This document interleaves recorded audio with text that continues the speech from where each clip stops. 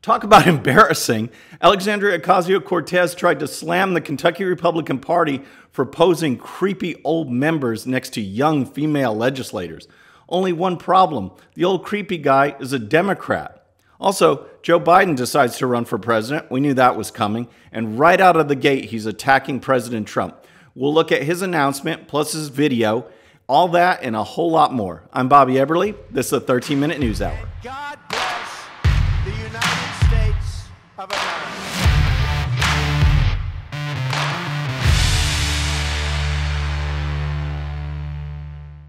All right, there are blunders, and then there are ones that you just are left scratching your head wondering, what is going on? Was there any thought involved in those actions?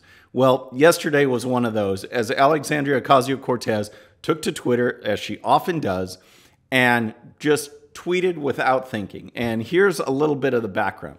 Last month in Kentucky, they have one Democrat representing them in Washington, Representative John Yarmuth, who actually chairs the House Budget Committee.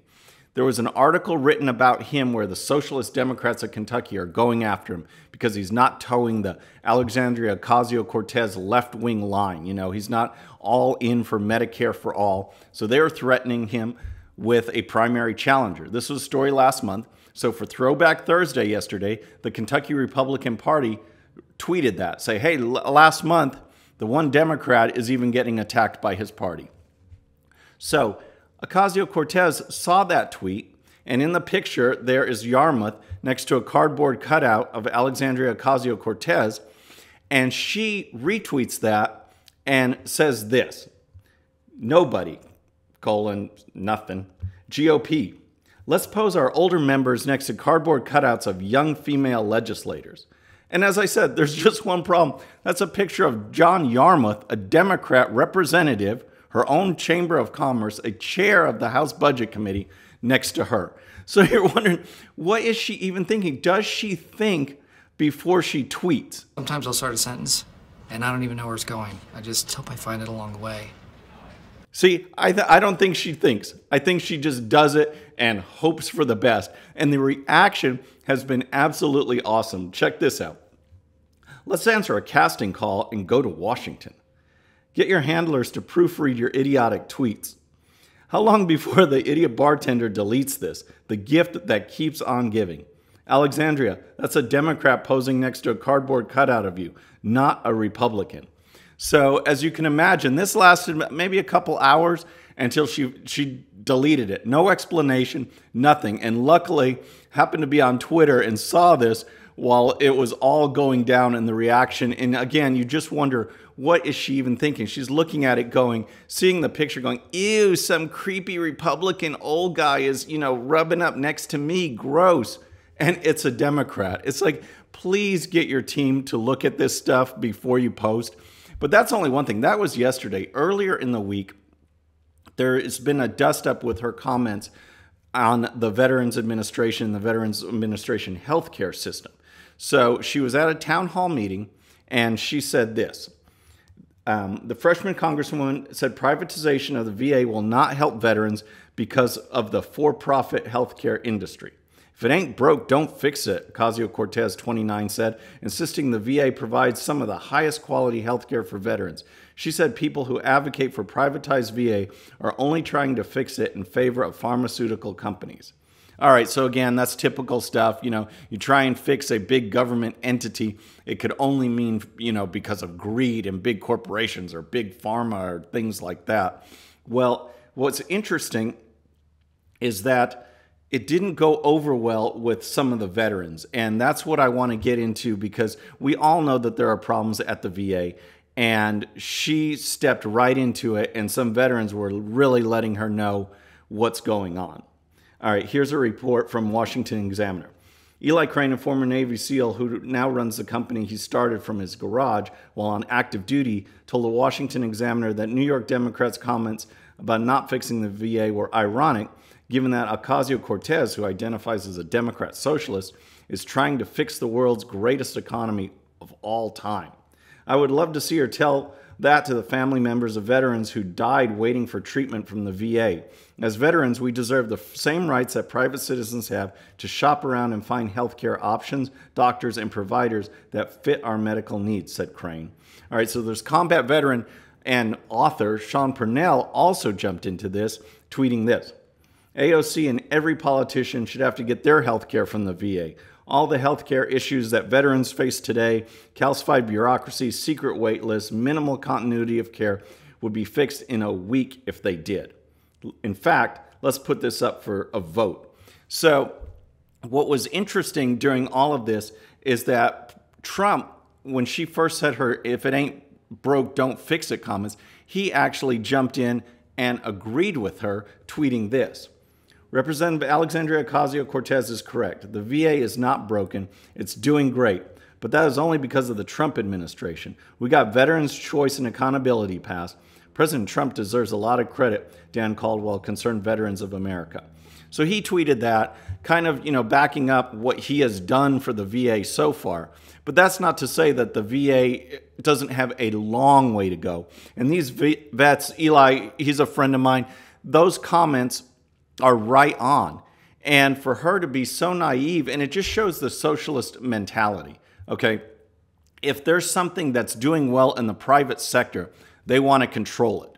If there's something they already have control of, the last thing they want to do is change it and give any bit of control back to the people. That's what you see with the Green New Deal. It's like industry, industry, industry. Let's take it over. Let's put that under government control. Things like the VA that are already under government control, where people look at privatization and choice to make the system better, she's against it. Because, again, that takes away control that's already there. And that is the last thing that Democrats and socialists want. All right, so let's move on to Joe Biden, okay?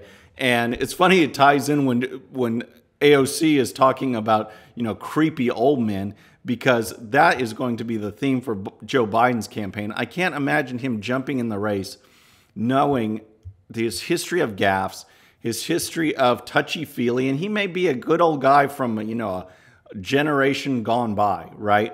But that doesn't mean it's not going to be ammunition in today's society, and it's just interesting that he decides to jump in.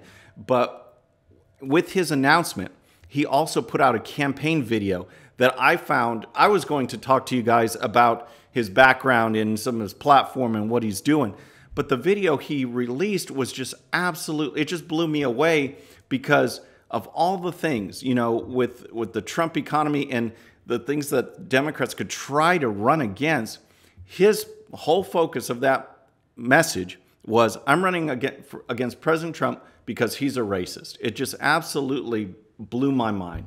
So here, take a look at this start from his campaign video. It was there on August of 2017 we saw Klansmen and white supremacists and neo-Nazis come out in the open. Their crazed faces, illuminated by torches, veins bulging and bearing the fangs of racism. Okay, so what he's talking about there is he's basing this video in Charlottesville, Virginia. And that's the birthplace of Thomas Jefferson. So he leads in with, some Declaration of Independence. But he also talks about the 2017 incident where there was a white supremacist rally that turned violent. Antifa was there. A car plowed through a group of people and a woman died. So now he's talking about those white supremacists with, let me see this, crazed faces, veins bulging, and bearing the fangs of racism. Okay, well, what about Antifa? Those, violent left-wing protesters that were also there. Here's what he says. And they were met by a courageous group of Americans. And a violent clash ensued. And a brave young woman lost her life.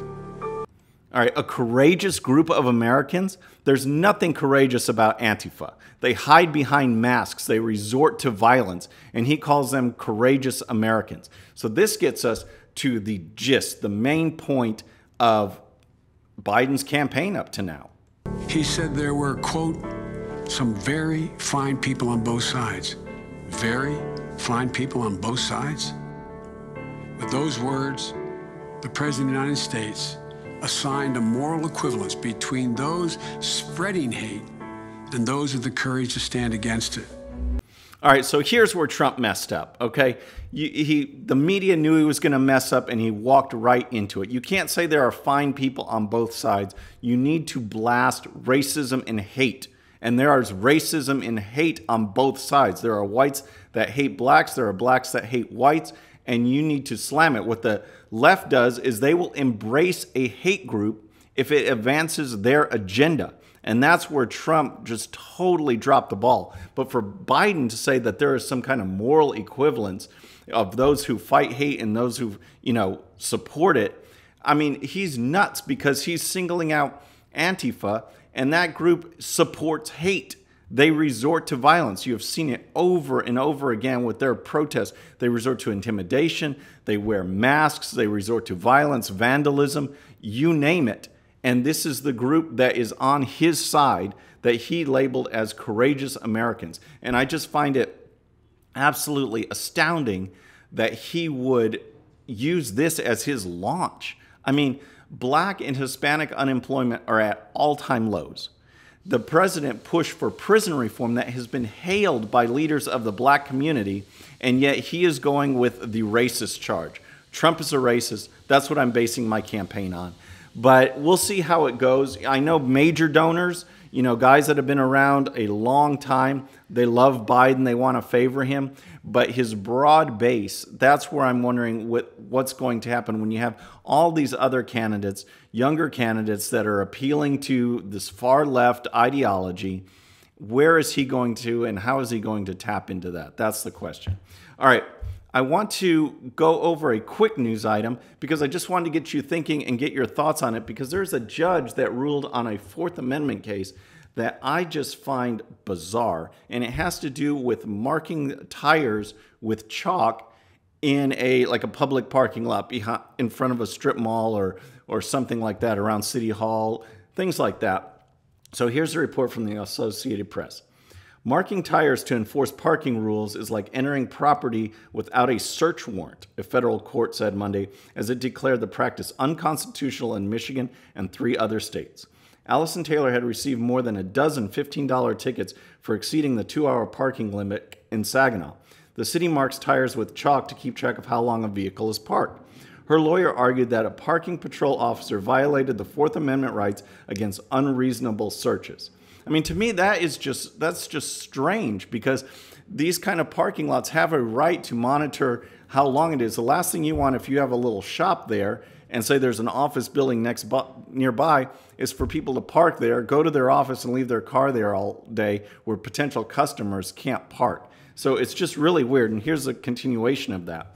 Purpose of marking the tires was to raise revenue, not to protect the public against a safety risk, the 6th U.S. Circuit Court of Appeals said. The city does not demonstrate in law or logic that the need to deter drivers from exceeding the time permitted for parking before they have even done so is sufficient to justify a warrantless search under the community caretaker rationale, the court said. So, is a chalk mark some violation? Is that an unreasonable search? I don't think so, but I wanted to get your guys' thought. Folks, tonight we're going to see the Avengers. I can't wait. It's going to be awesome, and I'll give you a full report on it on Monday. I don't know what's going to happen. I think Iron Man, this might be the end, but hopefully it's a happy ending for Captain America. We'll see. All right, folks, enjoy the weekend. I'm Bobby Eberly. This is a 13-minute news hour.